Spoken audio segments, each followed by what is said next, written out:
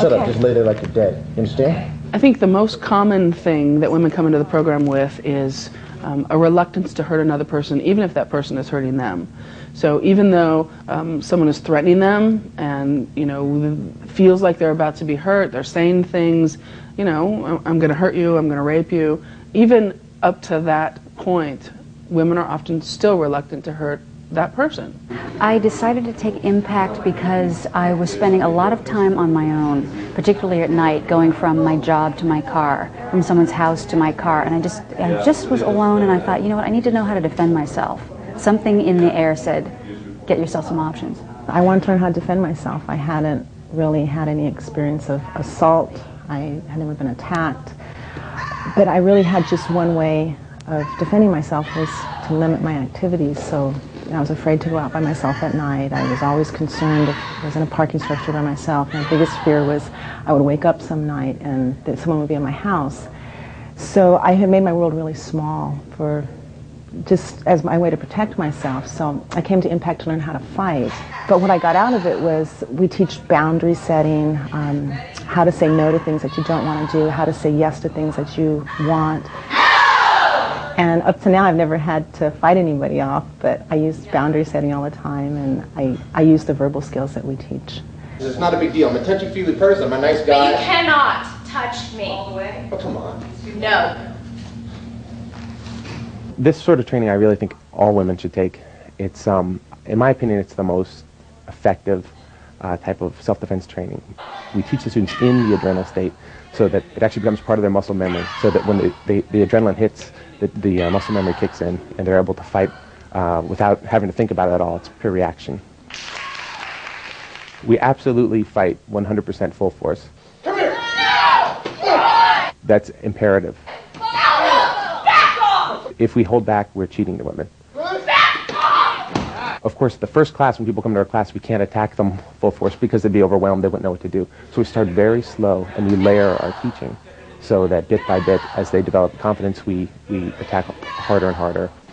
And by the end of the 6th week of the class, which is when they would graduate, we were going all out.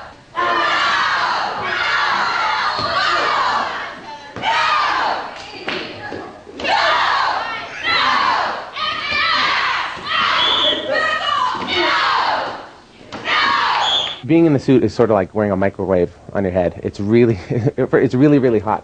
People always ask us if we get injured in the suits, and you don't. The best way I can describe it is sort of like being in a bumper car. You can feel the force, but you don't feel any of the impact, the damage, and you can gauge how forceful the strikes are as a result without being injured.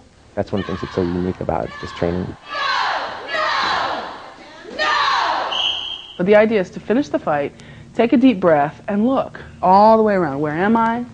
Is there someone who can help me?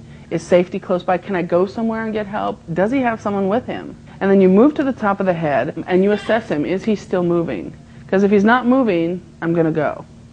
If he is still moving but safety is close by, I'm still going to go. But if I'm in the middle of nowhere and he looks like he's going to get up and re-attack me, I'm going to finish him off before he has that opportunity. And then they run to the line and yell 911, which symbolizes getting help. Look. Up and assess. Assess and get help. All together. 911! So for a lot of women, it's, they come to the class and they learn to fight, but what they really learn is to set boundaries in their everyday lives. They learn to ask for what they want. They learn to say no when they mean no and yes when they mean yes. That is so important, especially with the high school girls. You know what? If the answer is yes, say yes. If the answer is no, say no. Be really specific, and life is going to be so much easier for you. No. Come on, you tell me where I said no. You're not listening to me. Back off. Look, honey, I don't think you understand. It's just you and me here alone. There's nothing you can do about it. I'm waiting for someone. You need to leave. All the scenarios that you're seeing, especially the confrontations, the students are making a decision to speak that way to the person or to fight because their intuition is telling them something's wrong. And I'm teaching the students to trust their intuition. Believe it. If your intuition says something's wrong, something's wrong. Absolutely.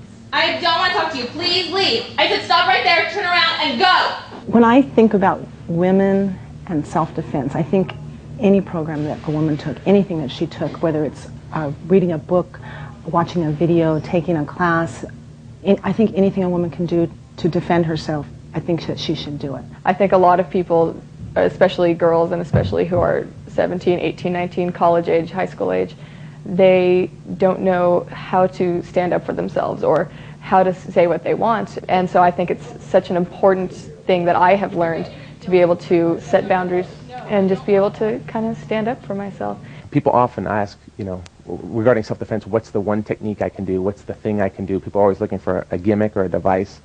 And there's really no one answer to what keeps you safe. It's not about what techniques you do. It's about your fighting spirit and having the belief that your life is worth fighting for.